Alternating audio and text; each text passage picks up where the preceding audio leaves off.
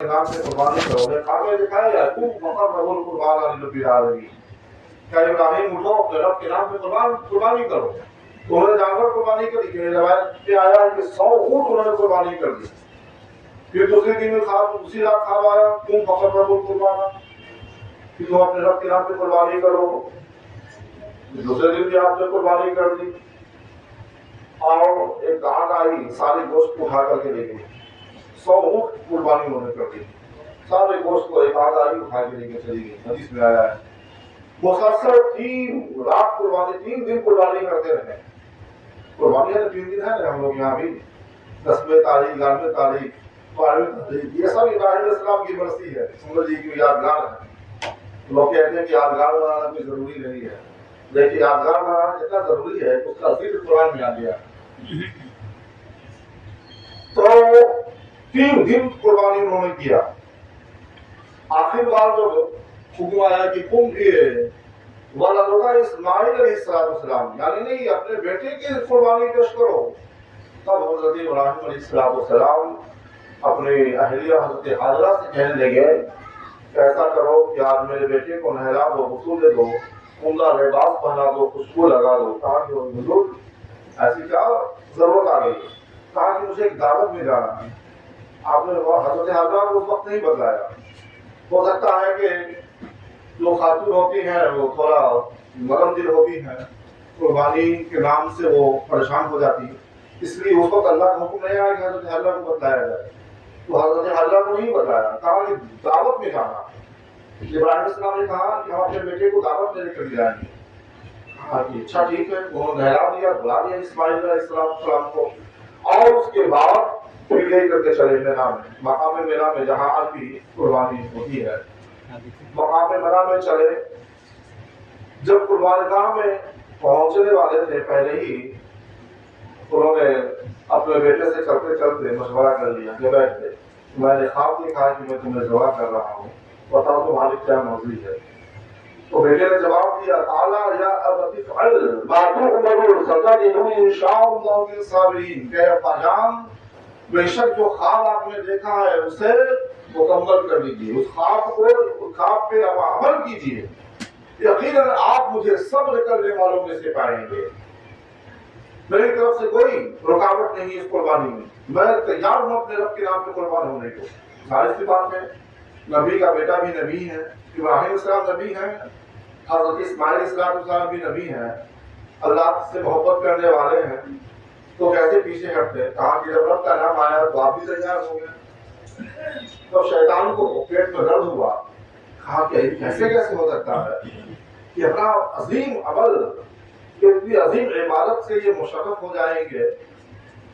تو ضرور شیطان تو ہمیشہ چاہتا ہے کہ اچھے کام اور نیک کاموں میں رکاوٹ ڈالنا یہ شروع سے اس کی فطرت میں رہی ہے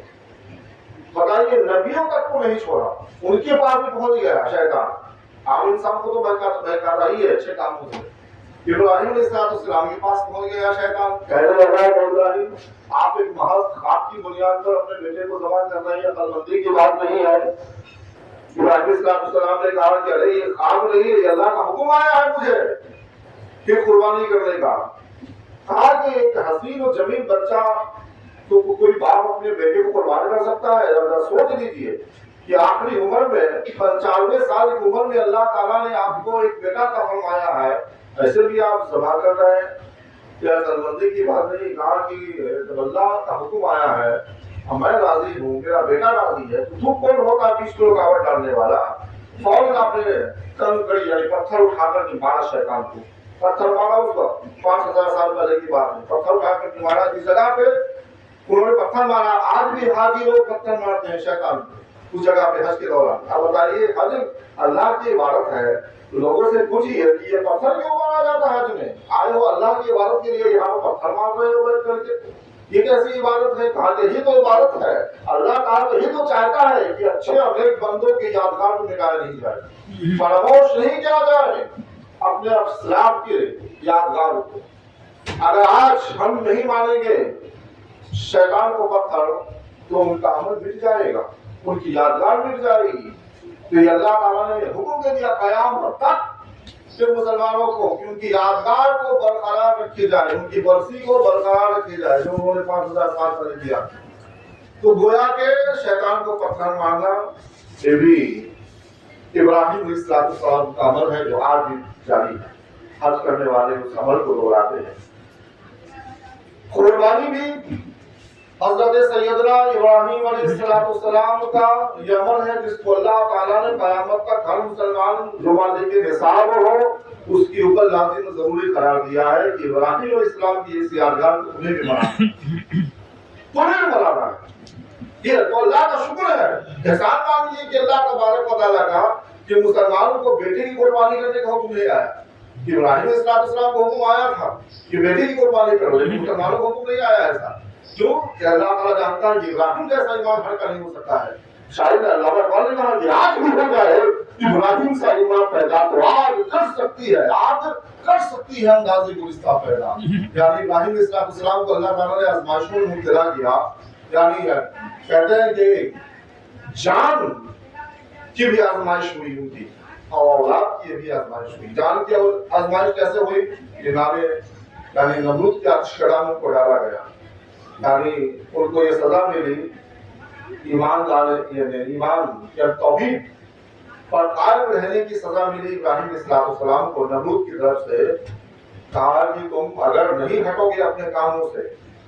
اگر تم بت پرستی کو مٹاتے رہے تو ہم تم کو آگ میں ڈال دیں گے۔ ابراہیم علیہ السلام نے کوئی فکر نہیں کی۔ اللہ تبارک و تعالیٰ کی وحدانیت اور اللہ کی محبت اس قدر قائم تھی آپ کے دلوں میں کہ آپ کو کوئی گھبراہٹ نہیں ہوئی، نمرود سے ڈر نہیں ہوا۔ کہتے ہیں کہ چھوٹی موٹی لڑائی نہیں تھی، ایک انسان کو حکومت سے اگر لڑنا ہو تو بہت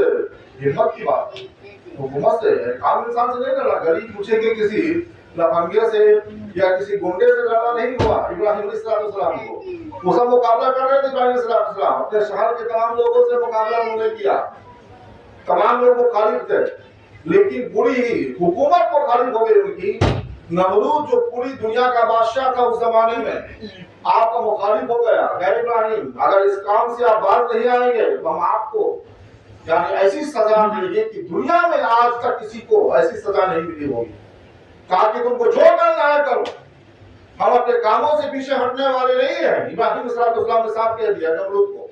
آخر نمرود نے کیا کیا؟ اشکرا تیار کیا، آپ جانتے ہیں باتیں لمبی ہو جائیں گی، میں کہتا کیا اشکرا تیار کرا کے اس میں ابراہیم علیہ السلام کو آگ میں ڈال دیا گیا۔ ادھر اللہ تعالیٰ نے حکم دیا جبریل علیہ السلام کو کہ جبریل فوراً جنت سے